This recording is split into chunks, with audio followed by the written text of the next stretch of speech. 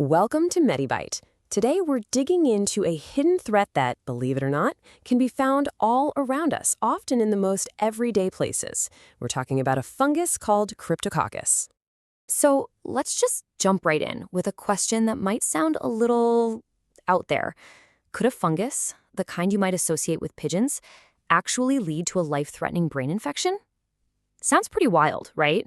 Well, the answer is a definite yes, and we're about to break down exactly how that can happen.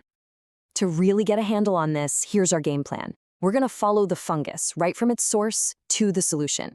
We'll kick things off by defining what Cryptococcosis actually is, then we'll uncover where it's hiding in our environment. From there, we'll dive into the symptoms and figure out who's most at risk. And finally, we'll look at how doctors diagnose it and, most importantly, how they treat it. All right, first things first. What in the world is Cryptococcosis? I know, it's a bit of a mouthful, but the cause behind it is surprisingly simple. Let's break it down. At its core, Cryptococcosis is an infection you get just by breathing in the microscopic spores of a fungus. It usually sets up shop in the lungs first, but the real danger, the thing we really worry about, is when it spreads to other parts of the body. And there are two main species that are responsible for this. So, you've got two main culprits, and they have pretty different profiles. First up is Cryptococcus neoformans. This is the one we see most often. It's found all over the world and is famously linked to bird droppings. Then you have its cousin, Cryptococcus gattii. It's less common and prefers to hang out near certain trees. Now, what's particularly concerning about gattii is that it can sometimes cause very serious infections even in people with perfectly healthy immune systems. So, we know there are two different types. Let's take a closer look at where you might actually encounter them out in the wild.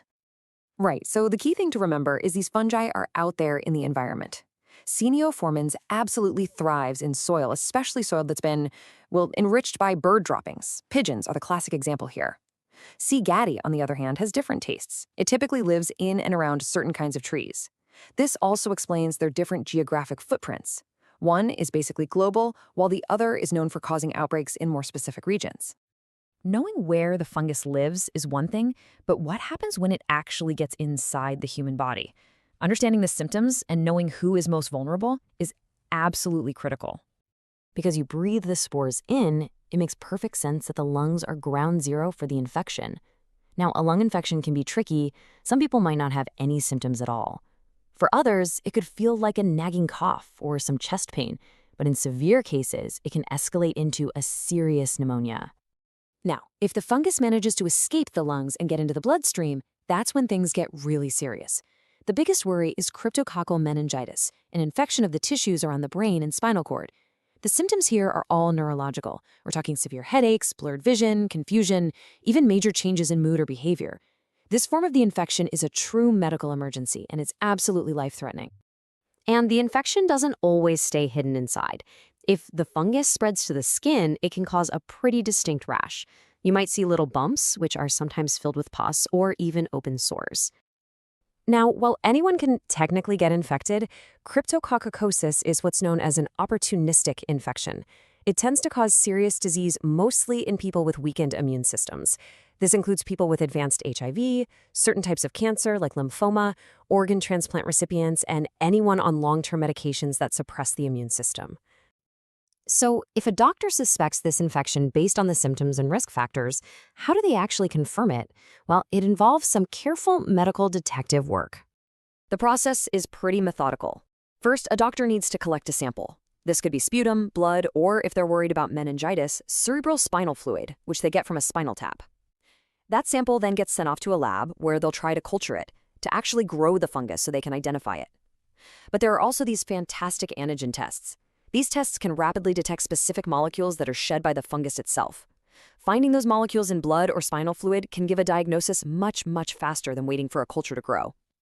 Once that diagnosis is confirmed, the really good news is that we have effective treatments. The approach, however, is heavily tailored to the patient and the infection itself.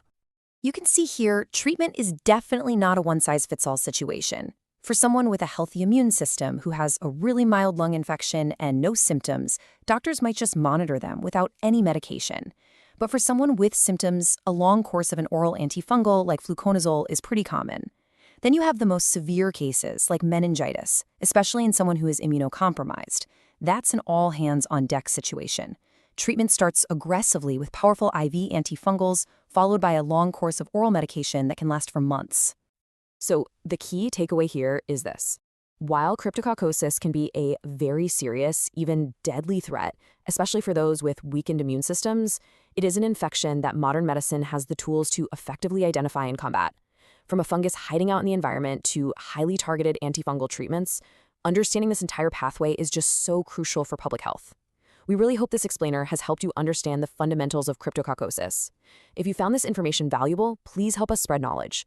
Be sure to like this video, share it with someone who might find it useful, and subscribe to the MediByte channel for more clear, reliable health explainers. Thanks for joining us.